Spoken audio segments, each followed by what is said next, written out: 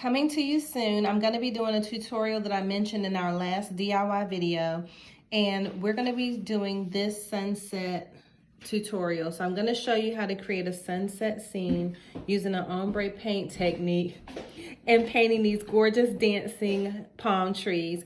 Also, we're going to be showing you at some point in another tutorial how to do this beautiful celestial design. And I did those painting over an earring that I no longer liked the background of. And then we're gonna show you how to do this incredible beach scene using some buttons that we cut the backs off of to make this incredible sea set scene with the seagulls and everything included. So today, look forward to the sunset earring tutorial. And you can use this particular design on, you can put it on wood pieces for earrings or jewelry. You can use it to make frames. You can put it on mugs or cups, whatever type of craft you do. But today I'm going to be showing you how to make statement earrings. And then when we finished, I'm going to come back and show you what it looks like polished and turned into a pair of earrings. Talk to you all soon. God bless you.